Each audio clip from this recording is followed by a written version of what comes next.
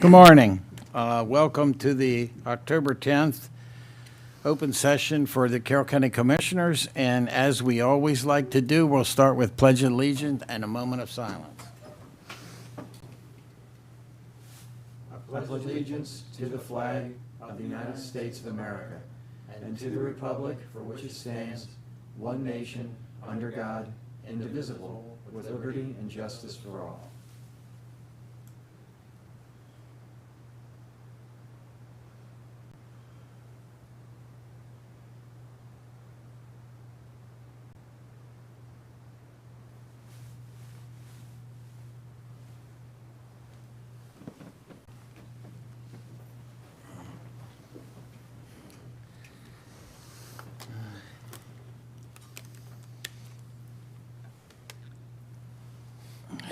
Priority Carroll, I think we started on the right, and I think Commissioner Rothstein wasn't here, so that makes you first.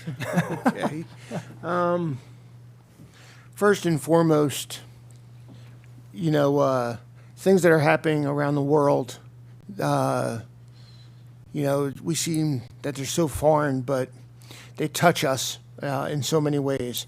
And Hurricane Helene and now Hurricane Milton have touched many of us with friends and family that are down in Florida and the Carolinas, and also our support of service members, both fire, EMS, police, those in green from all around the country, to include Maryland, to include Carroll County, going to support those still in harm's way in our own country. And then also what's happening, continuing to happen in the Middle East and Israel is just very unfortunate. And again, it hits home for me.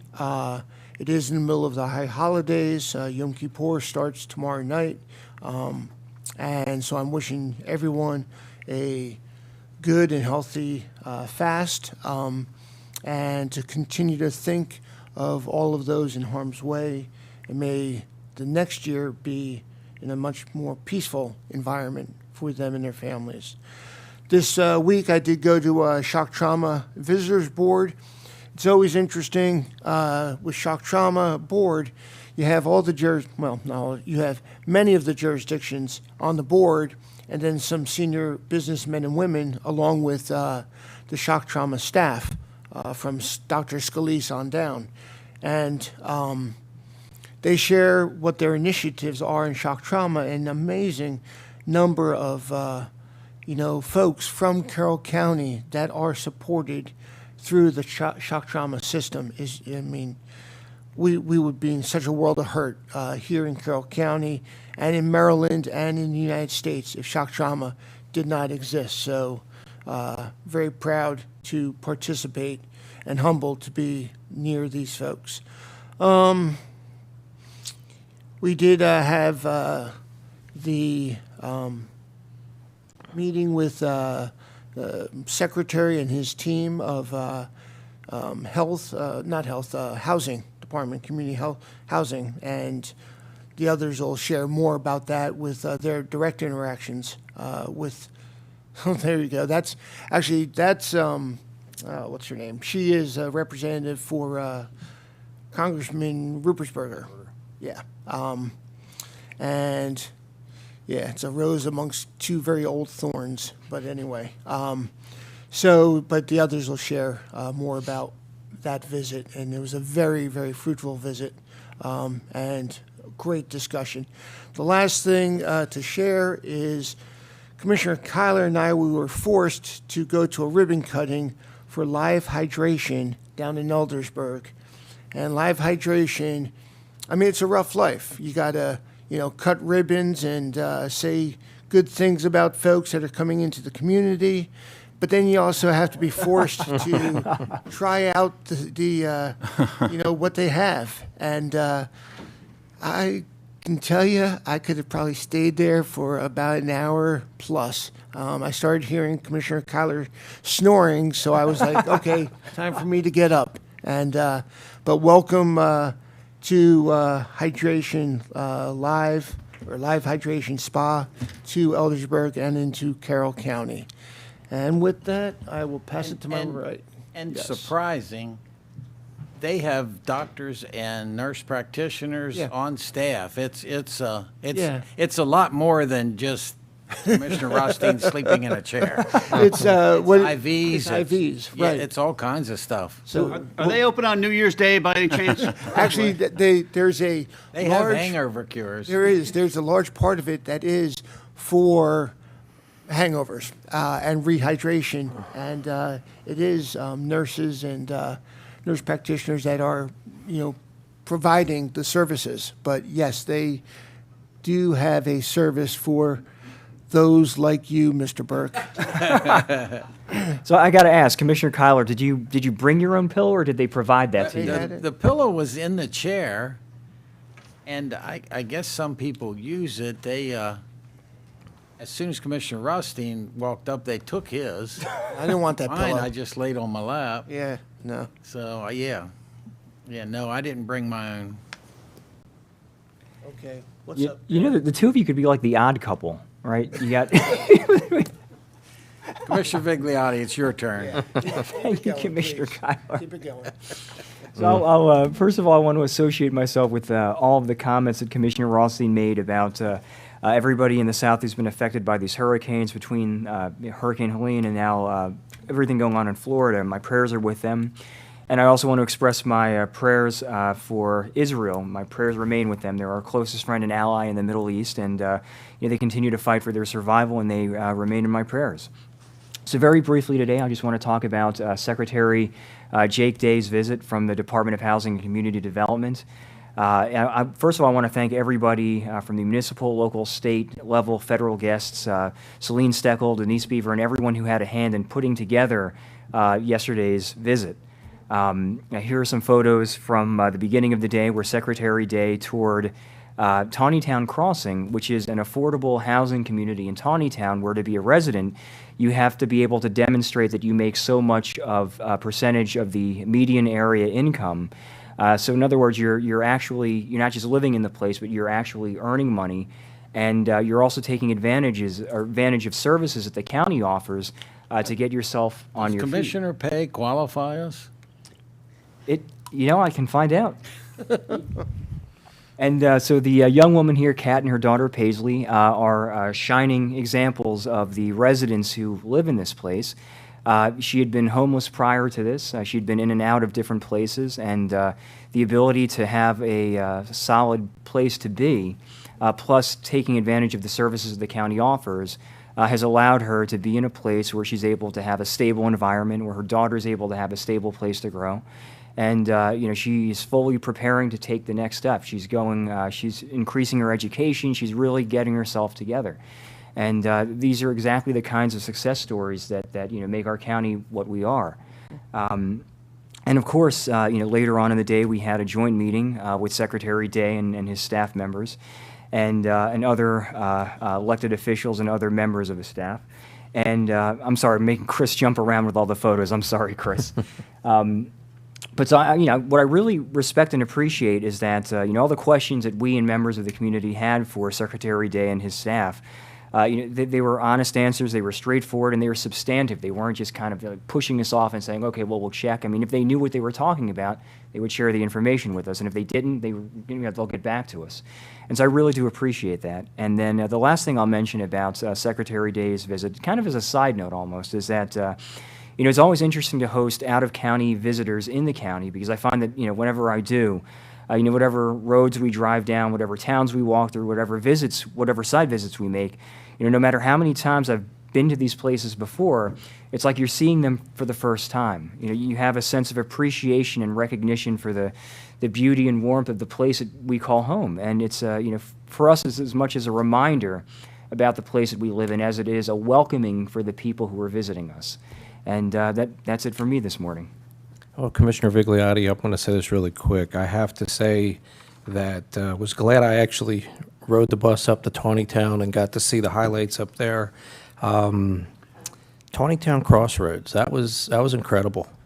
It really is a model of what people should see for individuals that need assistance with housing. I mean, just the way that was set up, the structuring, and I know there's always people that have concerns and questions, and yes, that's totally fair to have that thought as to what is coming into a community. But I can tell you, I was just blown away by the level of professionalism of the company that manages that, but also just the quality.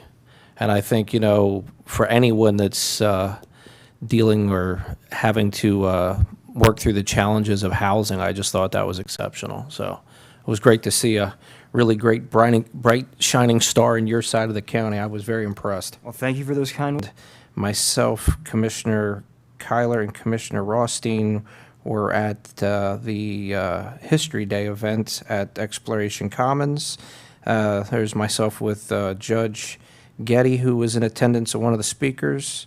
It was a very nicely held event. Had a lot of various exhibitors from the Farm Museum to Ellsworth Cemetery, the Historical Society, McDaniel College Archives, and Union Mills Homestead, and a wide array of organizations.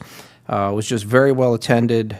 I unfortunately had to leave a little early, and then I headed down to D.C. to Congressional Cemetery. A friend of mine was doing a talk on notable exhumations and famous people buried at Congressional, so I got to have a full day of history. But it's great to see some of the students that turned out for that event. I just thought it was, as always, was a very well put together event with celebrating America here through the Carroll County government, as well as all our partner organizations, and just thank you to everybody involved. I thought it was exceptional.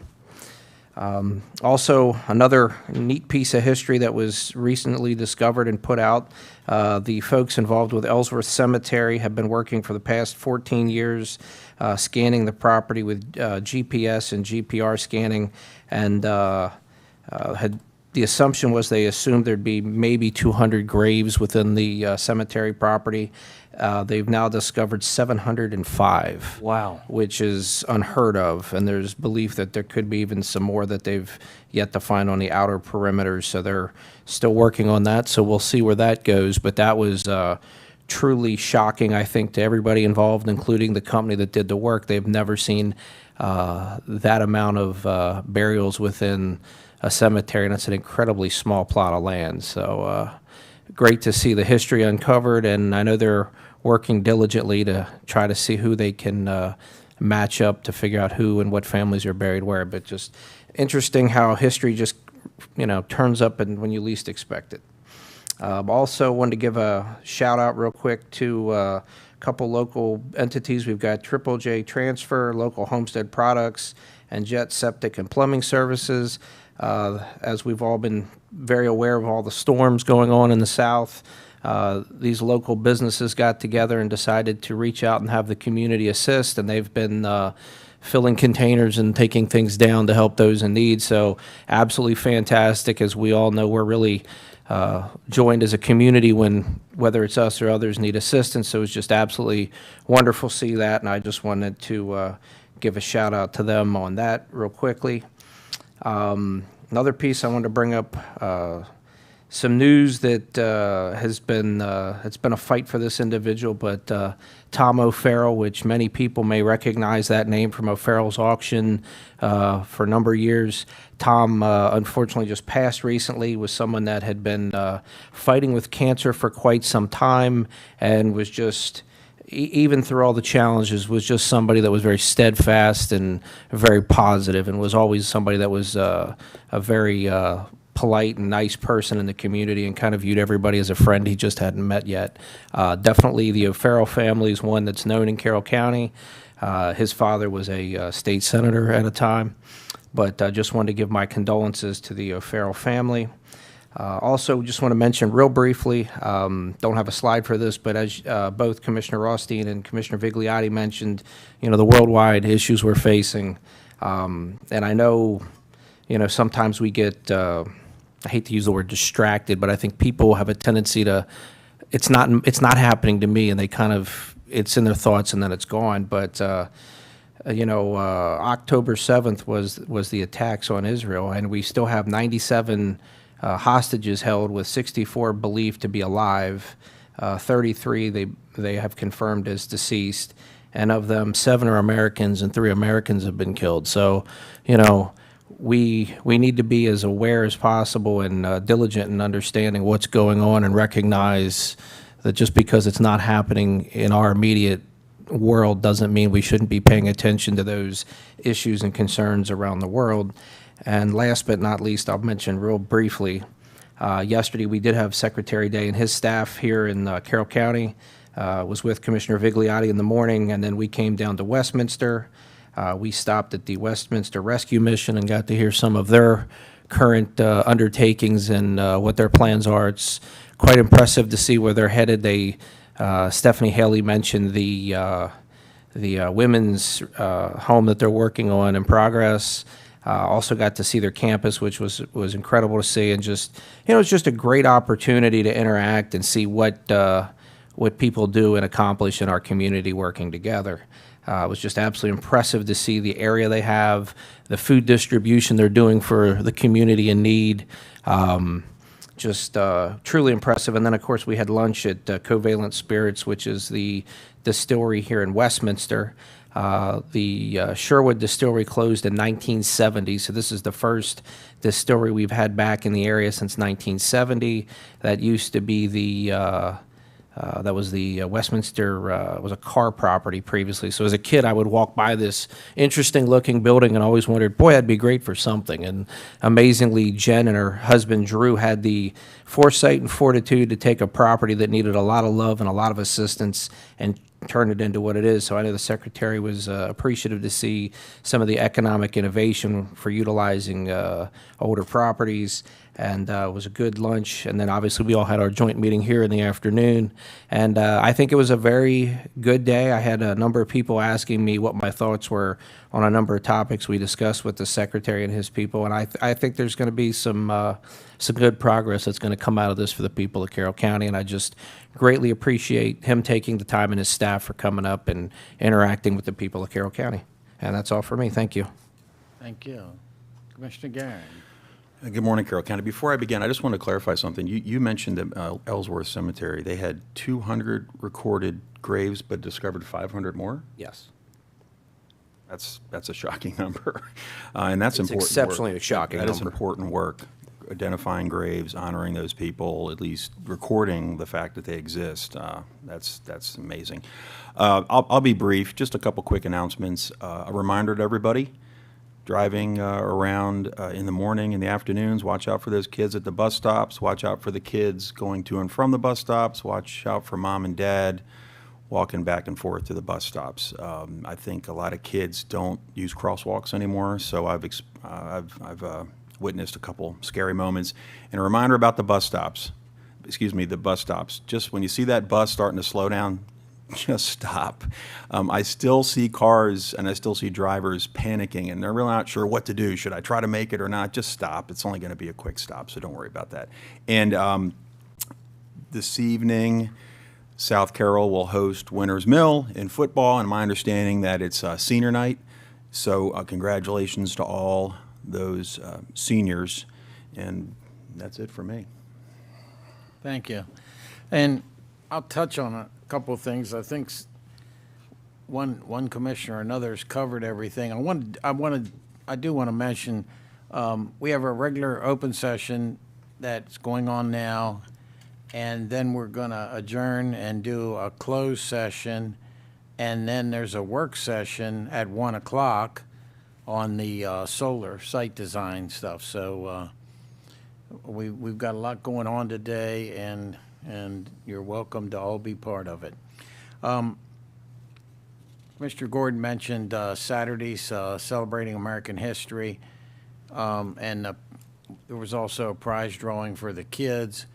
And I always try to interject, I love Carroll County, but when you go to events like that, the library's a big part of it, the Carroll County Public Schools a big part of it. The couple that are responsible for Commissioner Gordon had a table. Yep. Mom and Dad were there.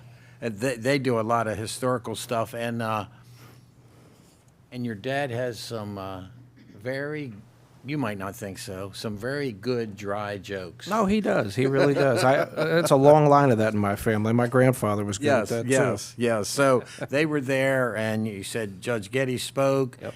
And I just want to mention Vivian Daly, too. Yes. who keeps us straight here in the office, orchestrates most of that, working with the library and Carroll County Public Schools and all those kids.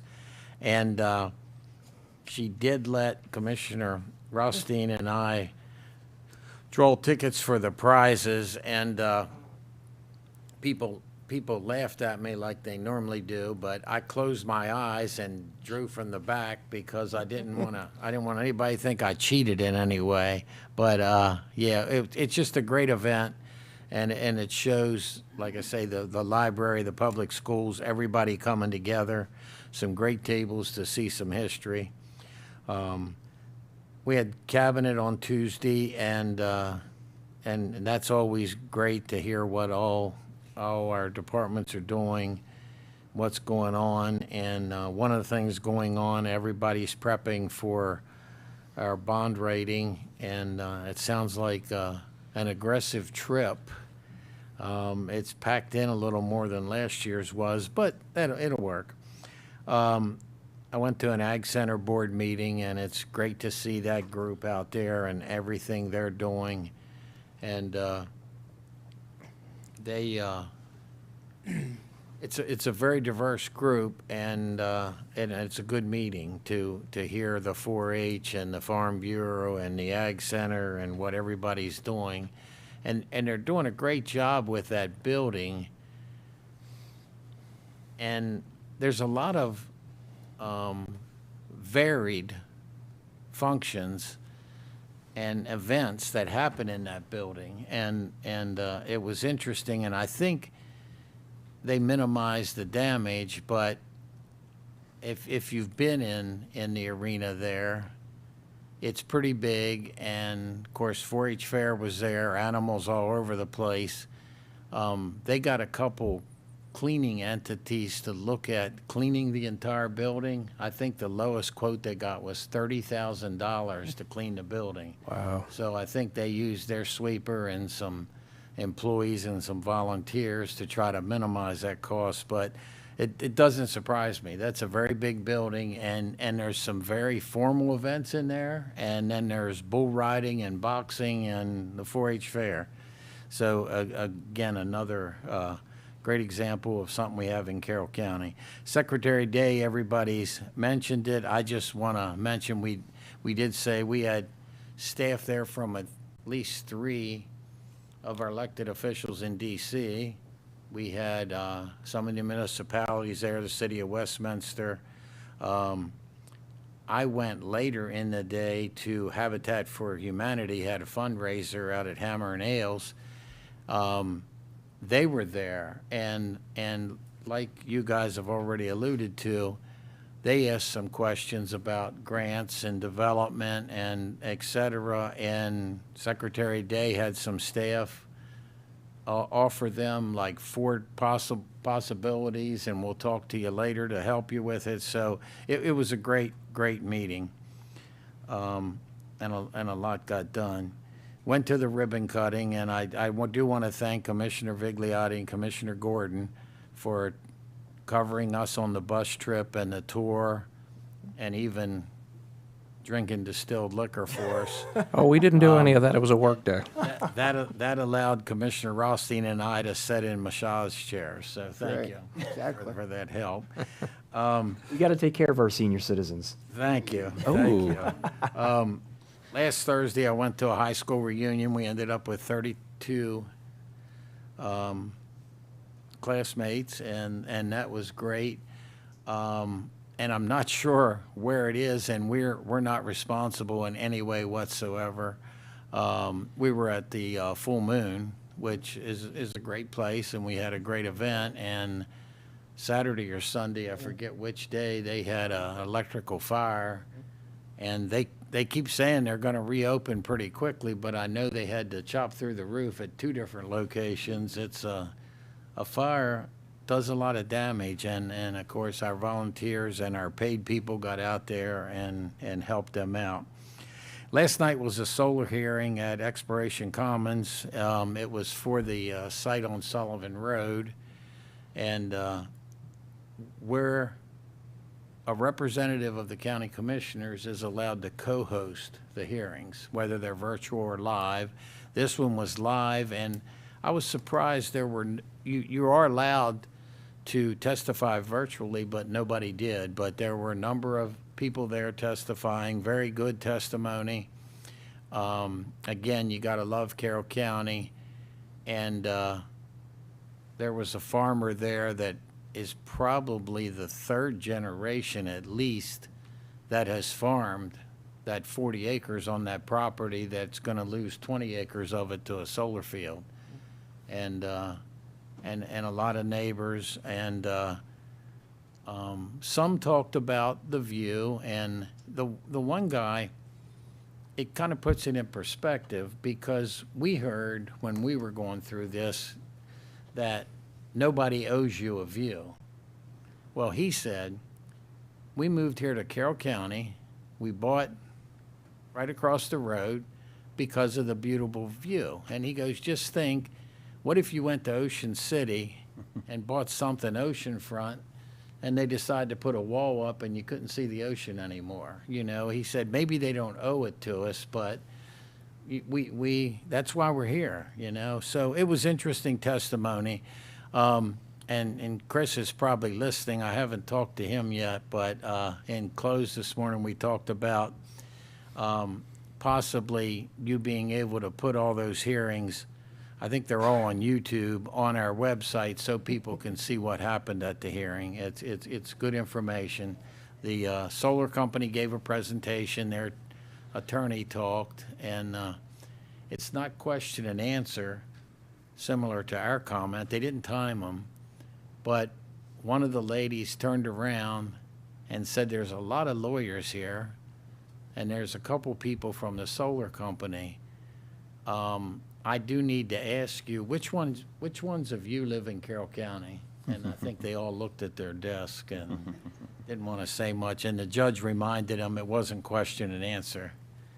And but a good event. And like I say, Carroll County, I think to date PSC has approved 98 of 100. So the odds aren't with us, but we've got to fight it. Anything else for priority, Carol? So we're ready to talk about circuit court, Extron switch and monitor replacements.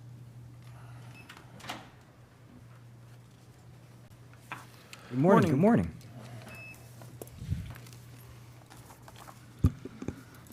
The Office of Procurement, in cooperation with the Department of Technology Services, requests your approval to purchase the replacement of Extron switch and monitors at the circuit court attorney tables to Quad AV in the amount of $69,984.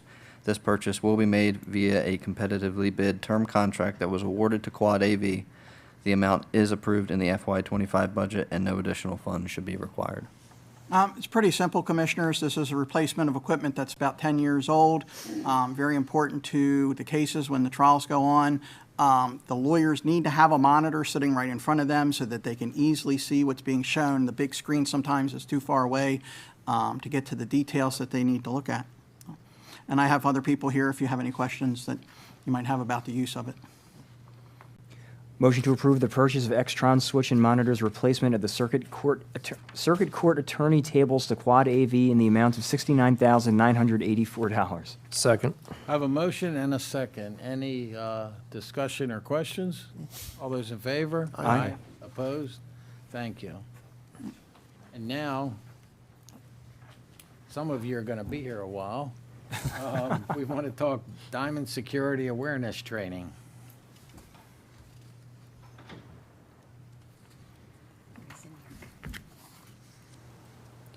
The Office of Procurement, in cooperation with the Department of Technology Services, requests your approval to award a contract for Diamond Security Awareness Training subscription to KnowBe4 in the amount of $31,621.10. The amount is approved in the FY25 budget, and no additional funds should be required. As you know, this is Cybersecurity Awareness Month, and this product has been with us several years now, and it is a ever-changing, awareness product that tries to keep up with the current challenges that we have with cybersecurity.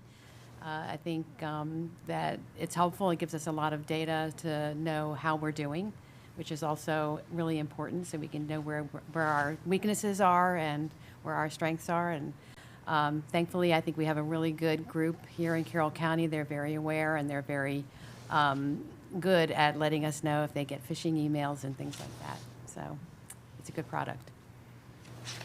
Motion to award a contract for Diamond Security Awareness Training to KnowBe4 in the amount of $31,621.10. Second. I have a motion and a second. Discussion or questions? All those in favor? Aye. Opposed? Thank you. Cisco phone system replacement licensing. The Office of Procurement, in cooperation with the Department of Technology Services, requests your approval to purchase Cisco phone system replacement licensing from Skyline Technology Solutions in the amount of $380,080.51. This request is for 3 years of licensing invoiced annually. The first year cost is $198,900.70, and year 2 and 3's cost will be $79,662.41. This purchase will be made via a competitively bid term contract that was awarded to Skyline Technology Solutions. The current amount is approved in the FY25 budget.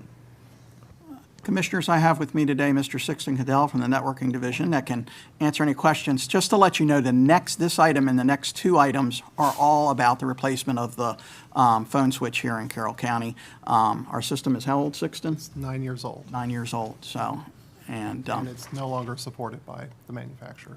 Same technology, that's ancient. yes.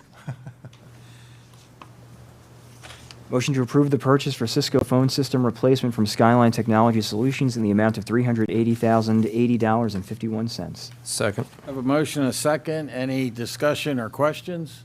All those in favor? Aye. Opposed? Thank you. Now we're going to talk about Cisco phone system replacement Verizon circuits. The Office of Procurement, in cooperation with the Department of Technology Services, requests your approval to purchase the Cisco phone system replacement Verizon circuit from Verizon in the amount of $109,623.20. This amount will be made via a State of Maryland LTS contract. The current amount is approved in the FY25 budget. And the first one was for the licensing. This is for the circuit that will connect the phone system out to the world. So, and then the last one is for the services to actually install the phone system. Motion to approve the purchase for Cisco phone system replacement Verizon circuit from Verizon in the amount of $109,623.20. Second. I have a motion and a second. Any questions or discussion? All those in favor? Aye. Opposed? Thank you. And now we're going to talk about Cisco phone implementation. The Office of Procurement, in cooperation with the Department of Technology Services, requests your approval to purchase Cisco phone system replacement implementation from ePlus in the amount of $78,000. The purchase will be made via a competitively bid term contract that ePlus was awarded. This amount is approved in the FY25 budget. And again, it's just the last component of actually getting it installed.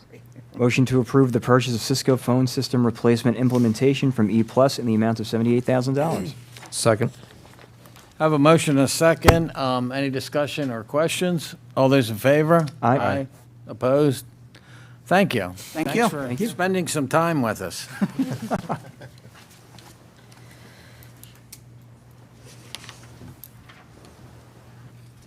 Now we get to talk about outsourcing real estate tax bills with the Comptroller's office. Good morning, Commissioners. Good morning. Good morning. The Office of Procurement, in cooperation with the Department of the Comptroller, requests your approval to purchase the outsourcing of 2024 through 2025 real estate tax bills to President Data Integrators Incorporated in the amount of $41,016.14. This will cover over 67,000 real estate tax bill printings and postage. This amount is within the FY25 budget. And I have Belinda Gazelle. She's our collection supervisor here. Morning. If you have any questions on property tax billing or property taxes. Motion to approve the purchase of outsourcing 2024 to 25 real estate tax bills to President Data Integrators Incorporated in the amount of $41,016.14. Second. Do have a quick, Motion and Okay. a second. Go ahead. I do have a quick question, though. I was just curious. Are we currently outsourcing this to other parties? No, this is brand new for Okay. us this year. I mean, obviously, I know some of us have seen that at that time of year, the voluminous supply of tax bills waiting to go out. This was the first year we outsourced, and we had to, because this actually includes postage, normally we pay directly to the Sure. post office, and because we paid the vendor, we have to bring this before you. That's what it was. But this is the first year that we outsourced, and they provided the service, which saved staff time. A lot of time. No, I understand. Thank you. Any further discussion or questions? All those in favor? Aye. Opposed? Thank you. Now, approval of the resolution, consideration of bond authorizing resolution. I'm gonna stay this time. Lori took off.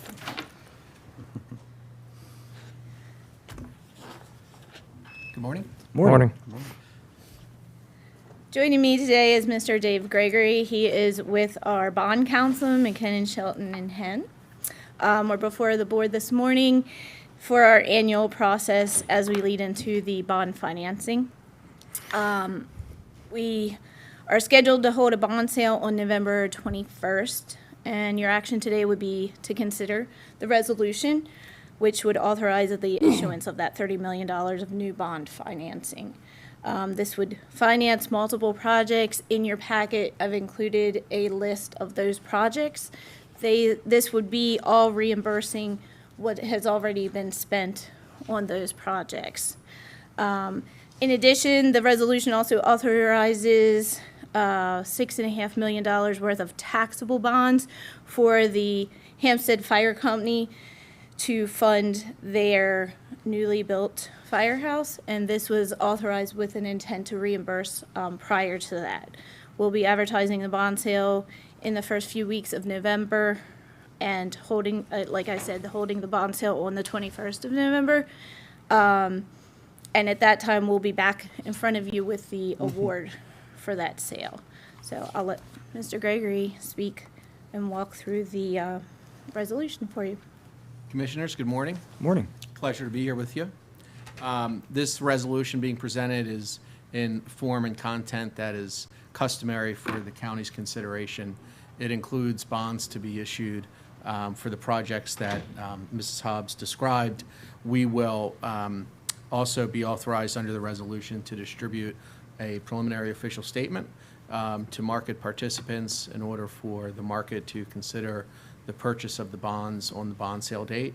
And as Mrs. Hobbs described, we would come back before you in November when the bonds are sold for authorization to proceed with the sale of the bonds at rates determined during the bond sale to purchasers identified during that bond sale. And upon your consideration of that resolution, we would then move to settle on the bond issue, I believe, in early December. Yes. And I'm happy to answer any questions that you may have. I just have one really simple question. On the November bond sale project list, the bottom one noted for farm preservation, is that a IPA? No. No? Okay. No.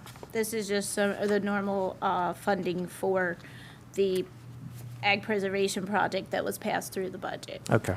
Yeah, it's the mouth match. The mouth match? Okay. I was just curious. All right, thank you. And it's 30 million plus Hampstead.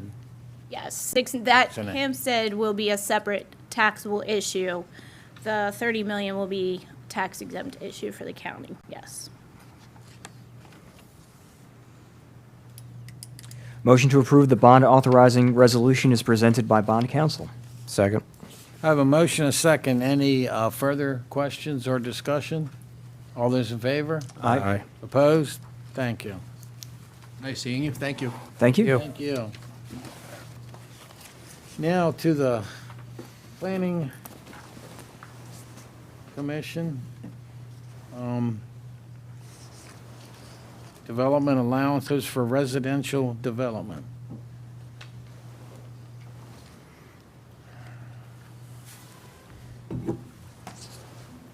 Morning, everybody.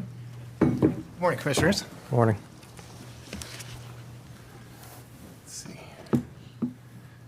So I'm joined here today by Laura Matias, Bureau Chief of Development Review, and Kirsten Marple, one of our Development Review coordinators. But the reason why we're here today is one of the primary topics that we've been discussing as we've discussed the master plan work that we're starting, and a topic that I believe the commissioners are very focused on related to the county relates to housing and the availability of housing. And one of the very simple items that we've noticed in our code is some allowances, restrictions related to the housing development process. And given the shortage of housing and so on, we thought it appropriate to come before you and ask if you would like us to look into some revisions to those codes. So as background, in the 1990s, the county was experiencing some significant residential growth. And so the Board of County Commissioners at the time decided to put in place some codes that would throttle back and help regulate that development process to make sure that the development didn't outpace the availability of county resources. And two of those restrictions related to, first of all, the recordation of subdivision plats. So as you can imagine, as we go through the subdivision process, you start with one large parcel, you're subdividing into smaller parcels. Those changes in the land records need to be recorded at the courthouse. And so there was a restriction put in place in Chapter 155, which is the development and subdivision of land, which restricted 25 lots recorded per residential subdivision per fiscal year. So if you had a 50-lot subdivision, you could record 20 of those in one fiscal year and then 25 in the next. The other restriction was in Chapter 156, which is our concurrency management, and that related to building permits. So you have all your lots available, you're ready to pull building permits to start building those houses. There was a limitation of 25 single-family residential building permits per subdivision per fiscal year. There's also a restriction on multi-unit residential, which was 50 multi-unit residential building permits per fiscal year. So I just wanted to note that per our research and we're talking with the development community, these restrictions are not currently restricting any sort of residential development that's occurring on right now. So there's not an urgency to look at this and to address. And also, obviously, these apply to residential developments in the county and does not apply to developments that are occurring in the municipalities. So the reason why we're here today is that the county, we don't have the same residential development climate as we had in the 1990s. And with the lack of affordable housing in the county, which is primarily due to the lack of housing stock. We heard this on several occasions with the discussion with Secretary Day yesterday, that a lack of stock, basic supply and demand economics, if you don't have a whole lot of something and there's a high demand, that it raises the price, right? So the lack of housing stock is why we're here today. And so we recommend spending a little bit of time working with the Planning Commission to develop some adjustments to those restrictions that are currently in place to bring back to you all for possible adoption. So the next steps, today we're simply asking your permission to go and work with the Planning Commission to talk about and come up with some proposed changes to these restrictions. Following that, we would bring it back to you all for further discussion. Obviously, we can have work sessions, we can have additional discussions as far as what direction you would go, but we would have a recommendation from the Planning and Zoning Commission regarding how the code could be changed. Following that, we would go through the regular process of public hearing, and then, if you desire, eventual change to the text amendments. And just for everybody's clarification, the work sessions are optional. Yes. We could do that or not. The Correct. public hearing is not. There will be a public hearing if we move forward with this. Absolutely, yes. So, I mean, I certainly think it's worth exploring and looking into. And if the majority of the commissioners up here decide to do so, I would like to ask that when you do take this to planning and zoning to talk about and to come up with potential ideas, I mean, speaking directly to the issue of house affordability and availability, and we discussed this yesterday with Secretary Day, I'd like to look into house sizes as a component of this, and not just the house sizes, but the method of manufacturing of the houses, like the boxable houses, the modular houses, tiny houses, whether or not the size and the method of manufacturing might affect the density or the development of development. Sure. Yes, we can discuss that, absolutely. Thank you. When was the last time we looked at this in the background? So this code most recently was modified for the allowance for multifamily, Yeah. to increase that from 25 to 50. And I don't recall the exact year that was. It's been several years. Yeah, it has. So basically what you're sharing with us is your thoughts and intent is to look at this because it's about time we take another look at this. Yeah, we don't, with the current climate, there isn't the need to throttle back a subdivision. Right. And so adjusting those limitations so that it's a hurdle that a developer does not need to go through then and be concerned about. So in our mind, it's a minor issue, but it's still something that will help, and every little bit helps. And I think, like you said, there's not a lot affected by this right now, but back when things were moving more quickly, there were developers and builders who would do the number towards the end of the fiscal year and then 2 months later do it again in the next fiscal year to try to be more aggressive. So Yes. we would be giving them no more than that option during the year. Kind of, right? Yes, yeah, we'll certainly discuss the different options. There are a lot of ways that we could address this, and our intent would be to discuss those options with Planning Commission, then come back to you all for discussion and options, and to move forward then. A motion to direct staff to work with Planning and Zoning Commission to discuss development allowances in the county code for potential amendment. Second. I have a motion, a second. Any further discussion or questions? All those in favor? Aye. Opposed? No.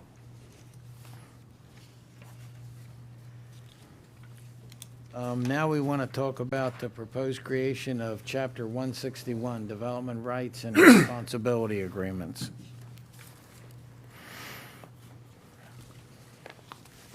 Thank you. Yes, thank you. You want me to stay here and drive? Sure.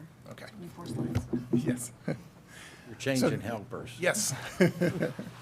So, good morning again. Good morning. Joined here by Mary Lane, Bureau Chief of Comprehensive Planning, and Daphne Daly, Deputy Director.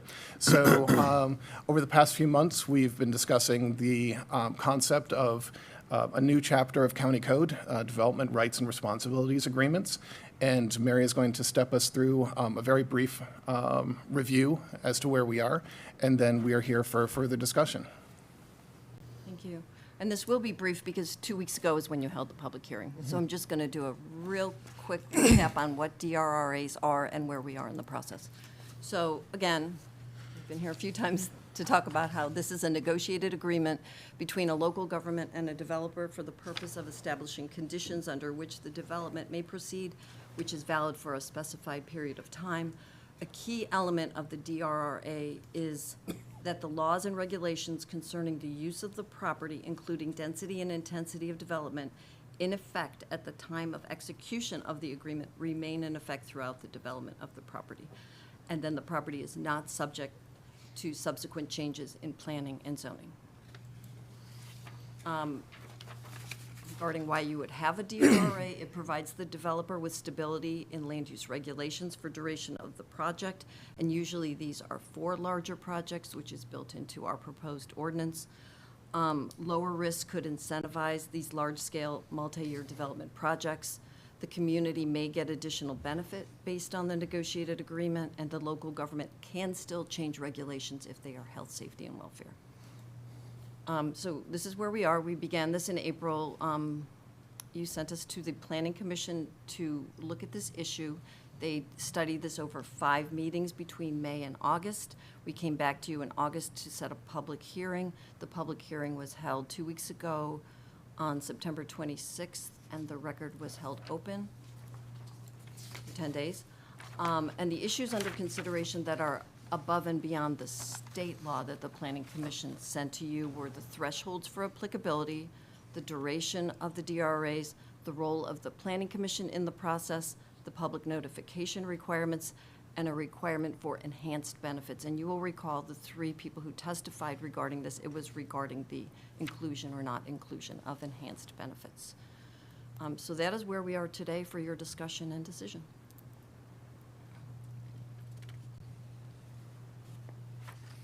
I'll start. Thank you very much for taking this on and then looking at this. I mean, I have to be honest, I am in favor of DARs. I've utilized them over 9.5 years of municipal government. They were always a helpful tool to get through something.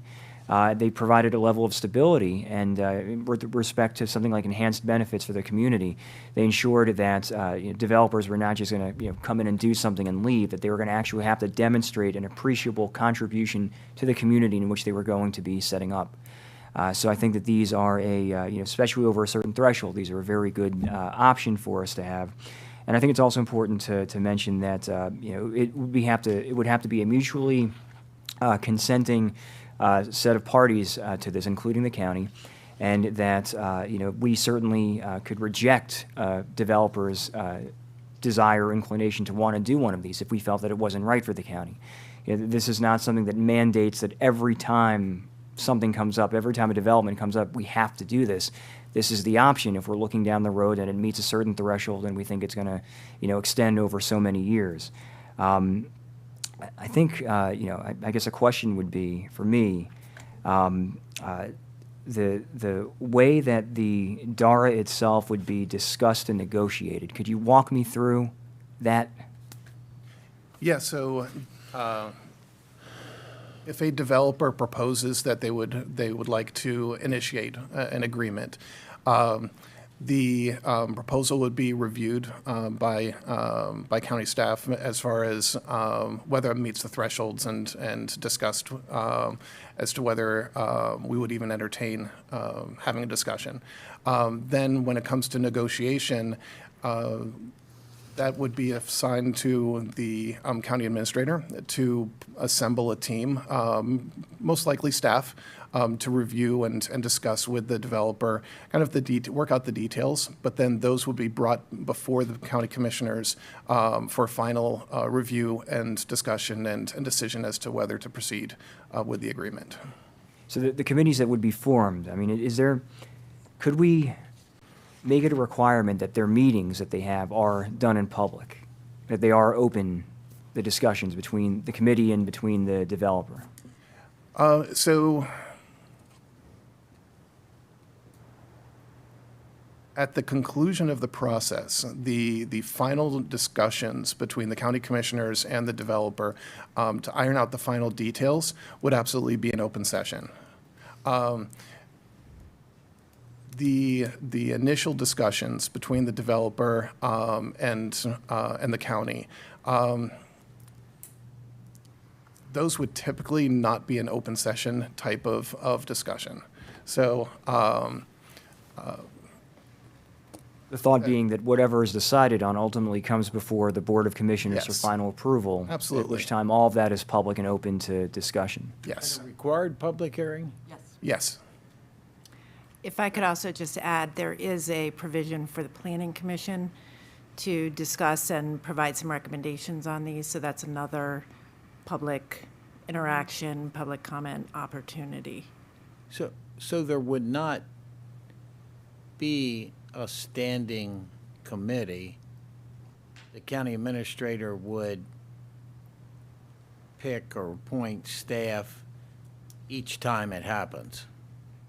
Yes. So at the county administrator's discretion, who would comprise the, that committee, as it were. But what we would envision is that it would most likely be the county attorney. Relatively and, standard. Yeah, county attorney, perhaps my position, just to have those initial discussions with the developer so that a free conversation can be had related to what are they trying to achieve, what would the county benefit, and so on. Work out kind of those details, and then bring those before the Planning and Zoning Commission to make sure they're consistent with the master plan and so on, and then before you all for the ultimate decision. You know, Secretary Day yesterday, it was a very good visit, and there are a lot of discussion. Actually, you know, this reminds me of some of the things he was sharing. You know, if you're not growing, you're dying. You know, Maryland is having a very challenging time to maintain both the workforce and residential across Maryland. Carroll County is also challenged, you know, as we've been staying flat, you know, with the population. And, you know, we need to grow appropriately in the right places. We need to build revenue.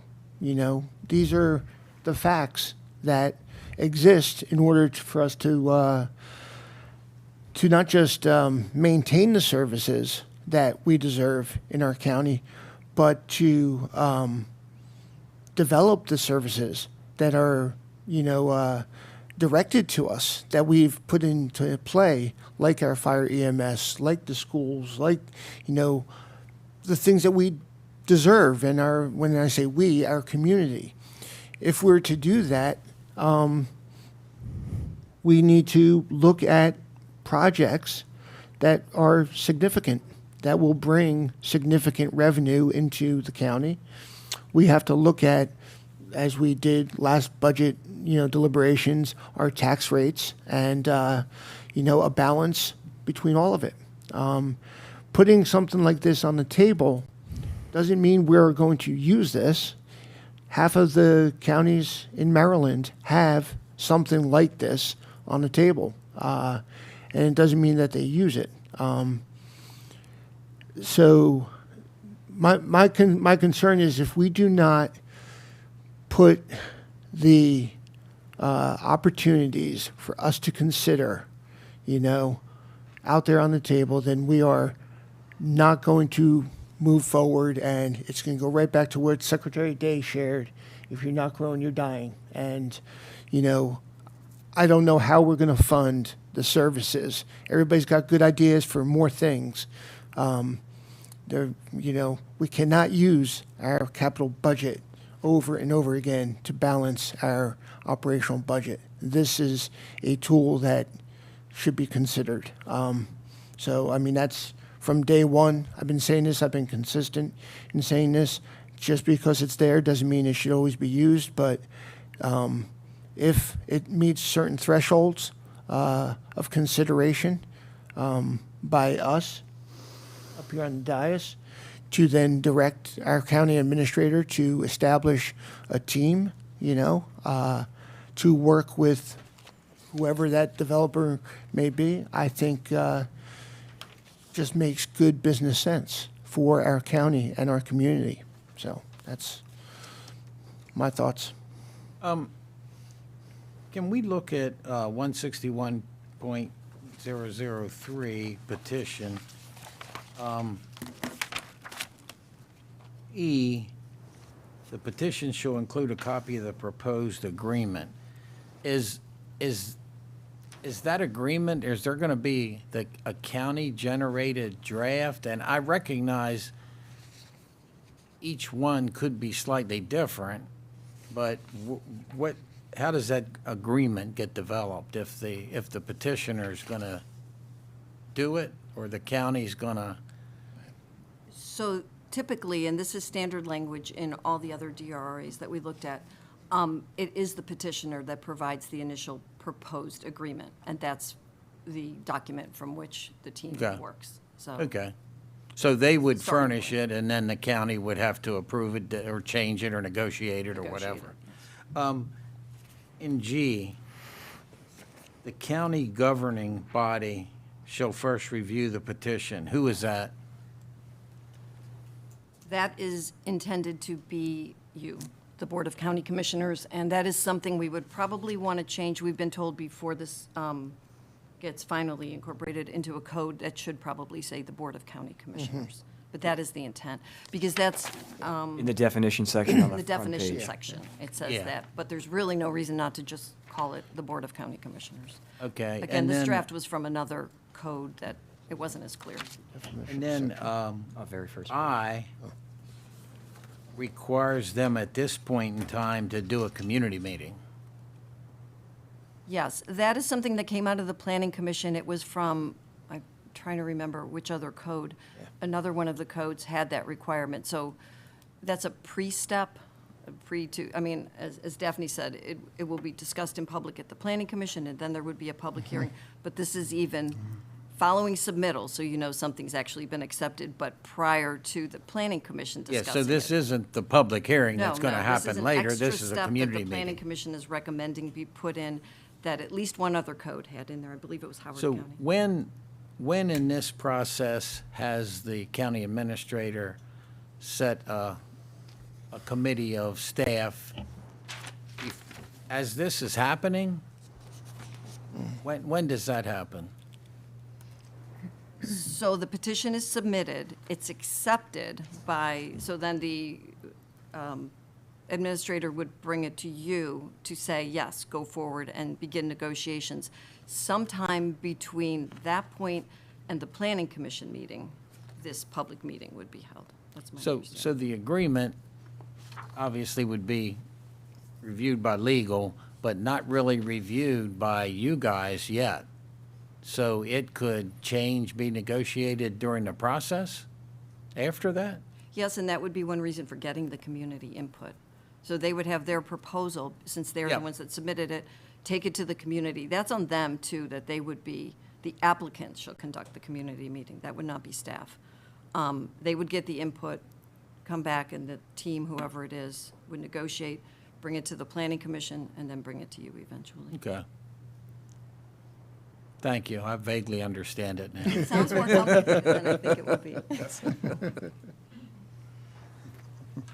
Any other questions, discussion? Yes, so, I mean, we've been talking about this since April, and I still haven't heard a commissioner or commissioners explain to me how this is beneficial to the county constituents, being the people, the 170,000 plus people we have living here.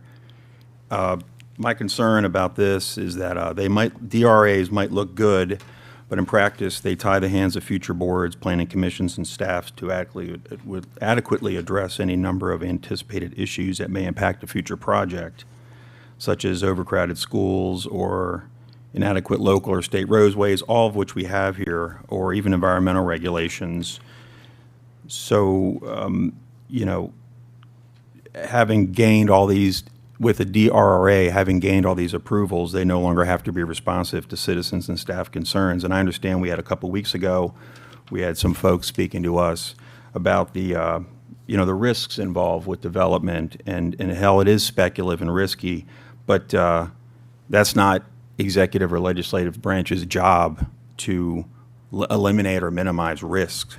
There was a mention of DRAs used throughout the state, and this is from staff, so I didn't make this up, but since 1995, there's been 11 of the state's 34 counties that have enacted legislation, and the record of DRAs in the state is not good. I can run through it all. Anne Arundel County once used it only once. Calvert County rarely used. Caroline County rarely used. Charles County actually used it and then passed a resolution back in 2016 that they no longer would. Frederick County has not used it since 2019. Howard County repealed it. Queen Anne's County repealed it. So I can sense, you know, the argument will be, well, it means we won't really use them a lot, but to me, that says they're not effective. And over time, when you have boards replacing other boards, they're realizing that it is binding their ability to make decisions. And we all have seen how the state increasingly impacts how we can make decisions in not a good way. We're constantly getting new mandates and requirements, whether it's in education or environmental issues, that I just think there's so many different variables involved with trying to move things forward. I don't know why we would want to go ahead and do this, especially when the track record is spotty at best. So I'll reiterate, I don't see how this helps the citizens, the taxpayers of Carroll County. And I have yet to hear a good, compelling reason as to why we should pass this, because they are the real constituents. I mean, this term community gets thrown around all the time. It's probably the most overused word in the English language right now, especially with an election coming up. But, you know, what community? I mean, we're talking about tax-paying County Carroll citizens, and they expect us to be making these decisions and be very clear-eyed about it. There's a reason why a lot of them don't show up for public hearings and public comments, mainly because they're working and they have families and they're doing things. But I think inherently they expect us, the five of us sitting up here, to keep their interests paramount, to keep them front and center. And if we do that, then we don't do a DRA, or at the very least, we take a deeper dive in it and see how some of the state legislative things that are coming down the road might impact us even more severely and make a DRA even more problematic. So hopefully that's all I have to say. My understanding, I think, these cannot relax requirements. No. What it furnishes, which benefits the community and, I think, the developer, is consistency throughout their process, right? Yes. But like, for instance, let's say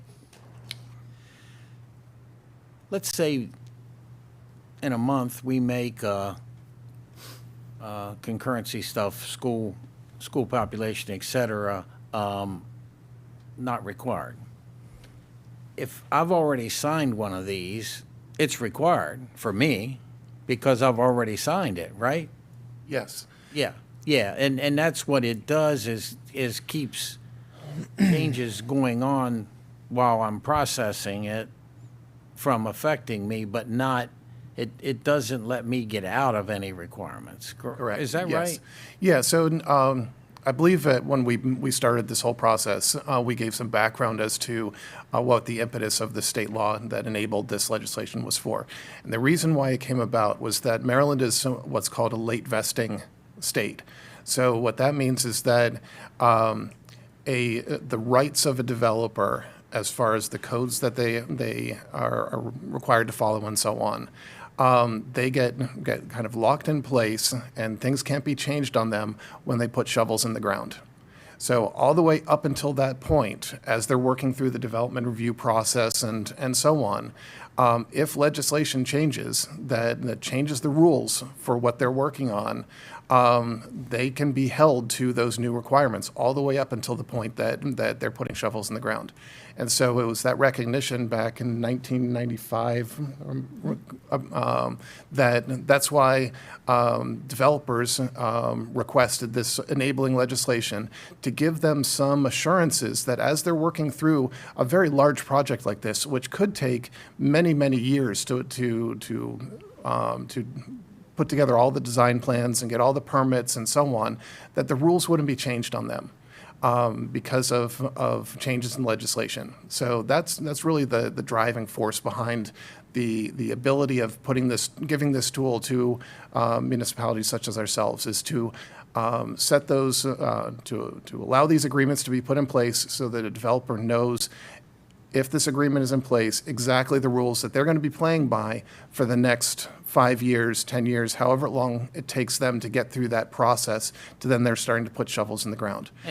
And this is for the developer, not the builder. if smoke alarms change, when the builder gets their permit to build a house, they're going to go by the new rules. This Yes. doesn't affect the houses or apartments or whatever that gets built. Yes. This affects the development of the land. Yes. Okay.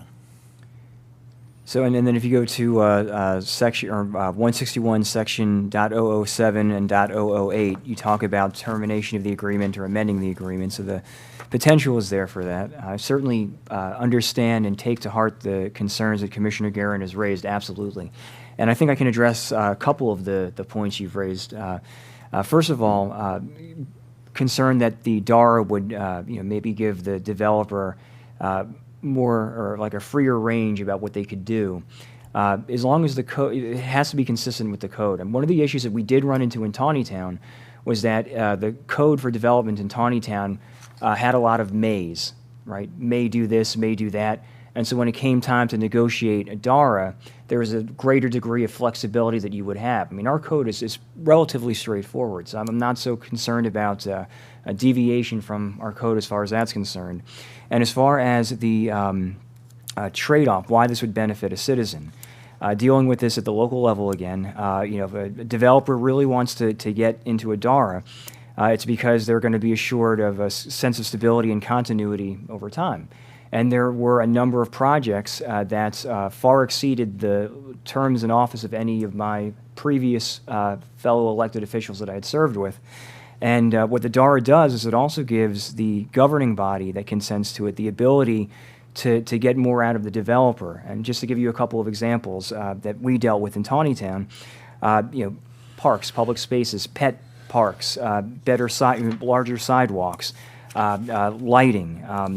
In one situation, I think the developer was required to build an additional pumping station for the well system to help accommodate a new development. So there are a number of ways that we could use a DARA to our advantage to solicit additional improvements for a development. It doesn't even have to be residential for that matter. It could be commercial. There's the potential there not just for a developer to gain something by a sense of constancy or continuity, but for the county government to be able to solicit more that is beneficial for a community or for a neighborhood into which something is going to be constructed. And I tell you, I wrote down the same words before you even mentioned them: continuity and consistency. And this is across the entire county, and it's the community for the entire county. It's not just one section, and we represent the entire county from here on the dais. And there's opportunities for continuity and consistency in development and growth when appropriate. And that's why we're doing a master plan. I mean, if we don't want tools like this to build out 10, 15, 20 years, then I'm not sure why we would establish master plans. And, getting the consistency and messaging across to the state is also very important. When we do the work with MDOT, and we say these are the things we want on 32, 26, 27, 97, 140, we have to put them up front and say we want studies first and put them in this pecking order for them to then get, looked at. But it doesn't happen overnight. It happens over multiple, generations of commissioners that sit up here. But the key to success is the consistency that we have in messaging to the state, as an example for MDOT, for those highways. Because if not, 27 would not have been looked at, 97 would have just been looked at, 32, 26 was major, 140, and 91 with the work. So that's very important. But I think having this tool allows us to have more confidence. Maybe it's 3 C's: continuity, consistency, and confidence to our community that our master plan is what they want to establish, and at the end of the day. And that's stuck. And we say, oh, we'll do this, we'll do that, and then we'll put Band-Aids over the budget, and we can't afford to do that. We need to be more consistent. This allows us to do that. So that's, a compelling reason to at least move towards a tool that can get us closer to a consistent master plan, approach. So, yeah. During public comment, did we get any feedback from developers or attorneys that they liked this, they didn't like this, or? They didn't like the term enhanced, enhanced benefit, I think? Enhanced public benefit. Enhanced public benefit. But I would argue that we should leave that in there because, again, that gives us the ability to be able to argue for something. And again, I'm serious when it comes down to things like the size of a sidewalk or including a pet park area in a residential development. Or, as a matter of fact, if I remember correctly, and I may be mistaken, but if I remember correctly, we toured Tawnytown Crossing yesterday morning. And going back to the planning process for that, one of the specific things was that is there going to be an outdoor space for people to use in that development? And that was part of the requirement to proceed with that development. And Commissioner Gordon, you probably saw the playground in the outdoor area yesterday. Yep. So. Any further questions, discussion? I got one real quick. So Chris, you had mentioned that obviously when this agreement would be potentially signed, the party would be locked in, so to speak, at whatever the regulations are at that moment. So obviously, if we change something the next day, they have to still stick to that agreement. And just for clarification, I'm pretty sure the answer is yes, but let's say the state changes and modifies stormwater the next week. Are they then held, they're held at that as well then? Yes. Yeah, that's what I assumed, okay. And then, so for the time limits right now, we're looking at a proposed 5 years from the date of execution, and they would be allowed to amend that and come back for one extension of an additional 5 years. It'd be a max cap at 10. Yes. No, because it's at least 5 years. Is it at least here? So the initial one could be. Could be longer than 5, but at least 5 is the minimum. Yep. Okay. Now, after that second time back, would they be able to extend that again, or would they have to? So just one extension. Just So one, say the okay. first one was for 10 years. They would get making an that up. additional 10. Or whatever Or is le- requested and okay. agreed to by all parties. So the term limit could be modified, though. It wouldn't have to be, say, if it was 10 the first, could they come back and ask for 5? Sure. Or they could ask for an additional 10. And again, it triggers the whole process of another time before the planning commission and before you. Okay. So it's a process.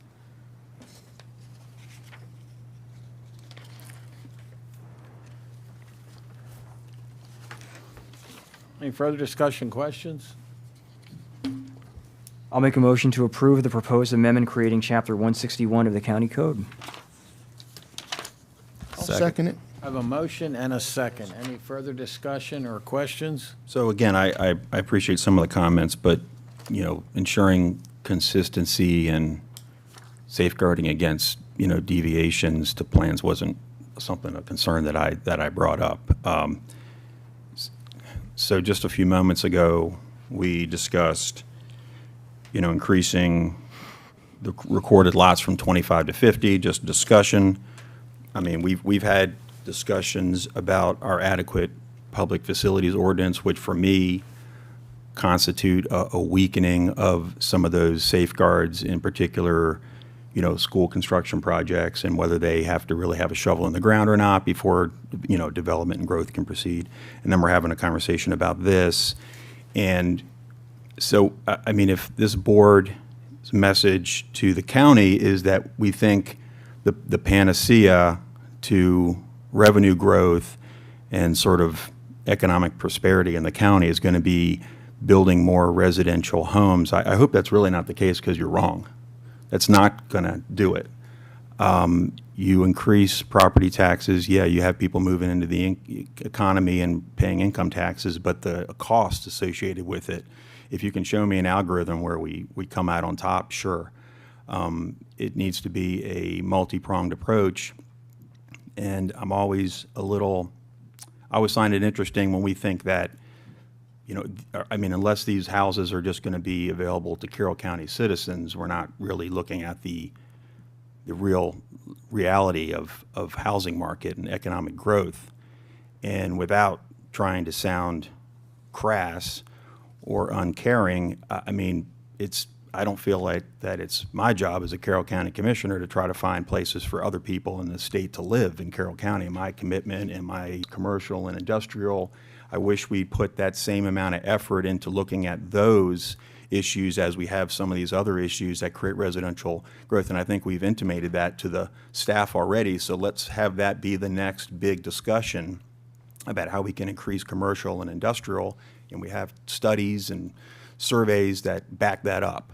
So let's do that next if we can, and let the folks of the county know that we're looking at everything as we move forward. And I think, I don't know that this is going to speed up growth. I honestly wish it would. And I understand a couple of your points. The last one, I just don't, that we only care about Carroll County families buying a house here. And I don't know what percentage, but a vast percentage of Carroll County residents weren't born here. And I don't, you know, I don't think anybody cares a whole lot how many generations my family's been here, but the whole philosophy that I want to be the last one to move to Carroll County isn't a good philosophy. And so I think we do need to look at controlled growth, and to me, this is one more way to help control it. But I understand your concerns, except for the point of we don't want anybody from outside of Carroll County to move here. And I didn't say that because you're right. We all came from Yeah, somewhere else. At least some of us most of us came from somewhere else. I mean, there's generations in Carroll yes. County. But I mean, but if you look at the counties that surround us, and you look at the problems they have and the struggles that they're going through, that's all I need to look at and see to say we had better not go down that same path. Frederick County just decided that 175% of school capacity wasn't enough to stop residential recordation plats. 175%. I think again, it's Frederick County, so it's not Carroll County, but that proposed amendment went down to a 5-1 defeat. So, I mean, that's what we've got to be on the lookout for, and that's my main concern, that I we agree. just don't want to do what some of the other counties have done, and they never have enough money. They never have enough money. Frederick County cut Frederick County cut their budget to Frederick County Public Schools by the millions. I want to say it was maybe 40 or 50 million. Someone can fact check me on that one. And, you know, I don't have to talk about Montgomery and Howard County, the things that they're dealing with. So that's where that comes from, just a concern. Oh, yeah, no, I Commissioner about the Guerra, future. I understand. Our schools are way under. Yes. You know, Yes. so we don't have that issue, but I totally agree. We don't want to get back to where we need to build a school every year, you know, but I don't see that happening here. And like I've always liked to say, I love Carroll County, and they can hear this. I think we're smarter than Frederick, Howard, and Montgomery, and will continue to be. Because I absolutely agree that we need to continue to look at commercial and industrial opportunities Yes, we need and to. where they need to be developed. In the definitions here, in the DRA, it refers to residential and then also commercial industrial, correct? Yes. I mean, it's 125 dwellings when it talks about residential, but then it talks about, 25-acre properties. So is that referring to other than residential? So it could be commercial, industrial. So, because I absolutely agree, we need to look at not one or the other. Just like you said, we don't need to look at just this and not, taxes or other opportunities. There's got to be a balance. This is just one piece of a puzzle. And, but yeah, if it was just a residential issue, I'd be very concerned, because you're right. We're not going to get ourselves Yeah. balance just by Right. looking residential. Development It's- isn't just residential. No. Right. And that's why definitions from 161003 C and D, Charlie and Delta, look at both of those. So, okay. That was actually one of the things that I was just going to say. But the other thing I just want to say real quick, Commissioner Guerin, I apologize if I misunderstood one of your concerns earlier about the deviation or how it would affect development over the course of time. So I apologize if I misunderstood that. I just wanted to lay out that sometimes the issue lies in the code itself and not so much one of the tools that's used to deal with the code. So I do apologize for that. Yeah, no, don't, none taken. No offense taken there. Any more discussion or questions? All those, oh, I'm sorry. One comment, we are going to change county governing body to county commissioners in the ordinance for clarification purposes. So I will amend my motion to reflect, wait, I can amend my own motion, right? Yes. All right. I will amend my motion to include the change from county governing body to Board of Carroll County Commissioners. And Mr. Burke, Need you to that's, say second again. Second. Okay. and Mr. Burke, We have that's, a amended motion and a second, and, Bear, do you have some? I just wanted to confirm this. I heard what you said there, Mr. Burke, but that's every mention of that Yes. phrase, correct? Okay, just wanted to clarify. Do I have to amend again? No. No. Now,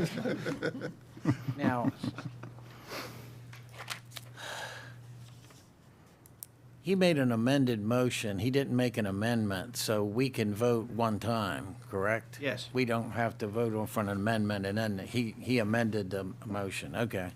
So, if there's no further discussion, all those in favor? Aye. Opposed? No. Thank you. All right, thank you. Good answers. Thank you all very much. Now for the Carroll County Airport Wetlands Permitting and Mitigation Coordination Services. Good morning. Morning. Alone and unafraid. I don't know about that second part. Good morning. Morning. The Office of Procurement and Cooperation with the Department of Public Works requests your approval to award task order number 9 to approve wetlands permitting and mitigation coordination services to Delta Airport Consultants, Inc. in the amount of $526,000. Delta Airport Consultants, Inc. is a term contractor that assists with professional services at Carroll County Regional Airport. The amount is approved in the fiscal year 25 budget. Morning, Commissioners. This is just another step in the process for the airport runway enhancement project. It's a follow-up from the 2018 environmental assessment. We're going back and verifying everything now that we're getting very close to construction. So the next task order after this is, we'll be talking about some of the site grading tasks that we're doing at the airport. So happy to answer any questions.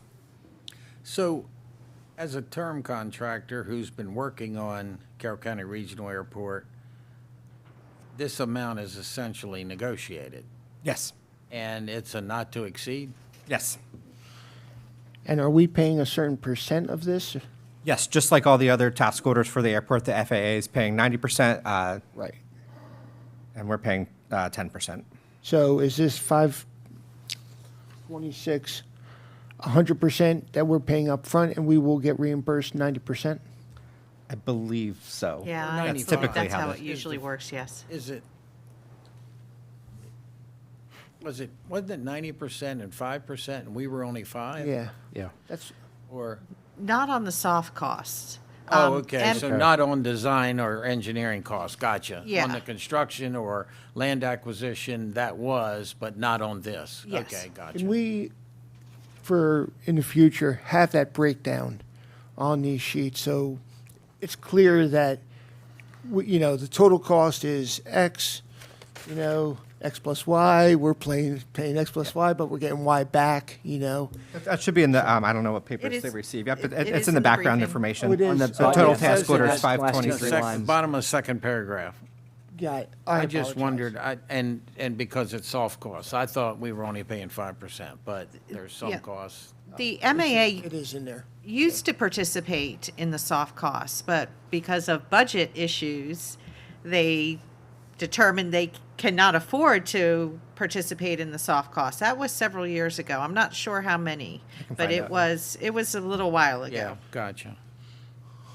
Motion to approve wetlands permitting and mitigation coordination services to Delta Airport Consultants Incorporated in the amount of $526,000. Second. I have a motion and a second. Any further discussion or questions? All those in favor? Aye. Opposed? Thank you. Now, site grading and draining design services. Now we're going to talk real money. The Office of Procurement in cooperation with the Department of Public Works requests your approval to award Task Order 10 to approve site grading and drainage design services for the relocation and reconstruction of runway 16-34 to Delta Airport Consultants, Inc. in the amount of $3,100,000.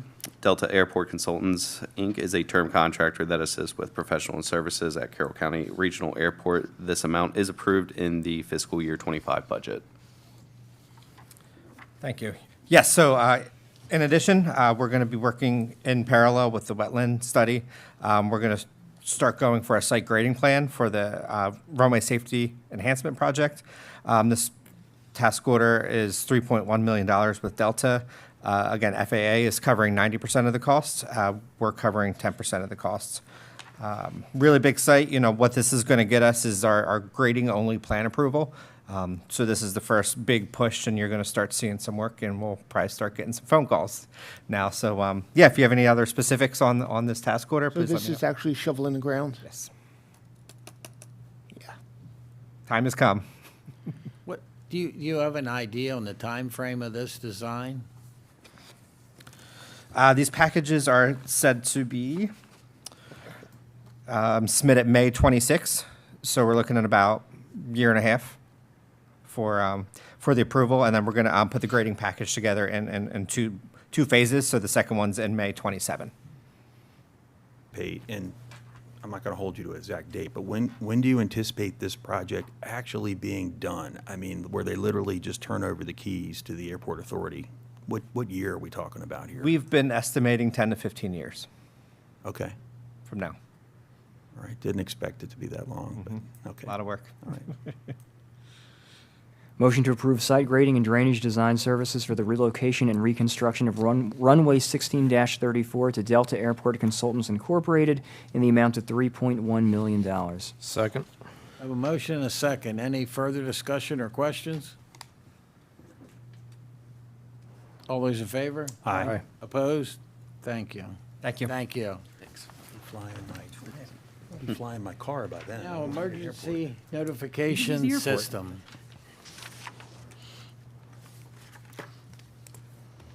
Good morning. Good morning. Morning.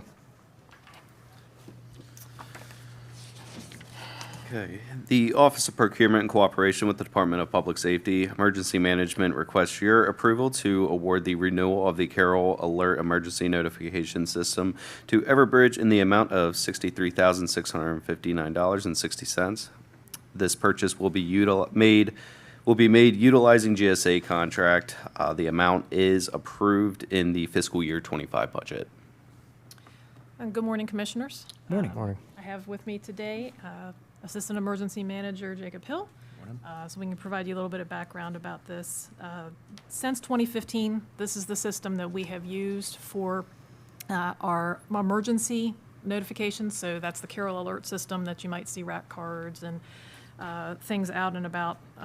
And then the non-emergency mass notification capabilities for the county as well. So that's internal notifications. Department of Public Safety, Department of Public Works, Fire and EMS all use that internal side of the notifications. The purchase this time includes the renewal of both the Mass Notification Pro and the Resident Connection Life Safety modules. That Resident Connection Life Safety module was something new last year. We have had success with that, and we are requesting to renew it this year. Motion to approve the annual renewal of the emergency notification system ENS to Everbridge in the amount of $63,659.60. Second. I have a motion and a second. Any further discussion or questions? All those in favor? Aye. Opposed? Thank you. Thank you, Commissioners. Thank you. Do we have any callers? I have no one on the line, sir. Okay, so no more public comment. Admin open. Does anybody have any items for admin open? No, sir.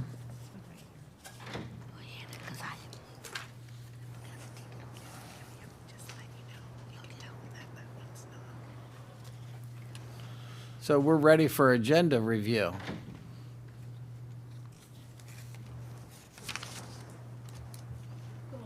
Good morning, Wanda. Good morning.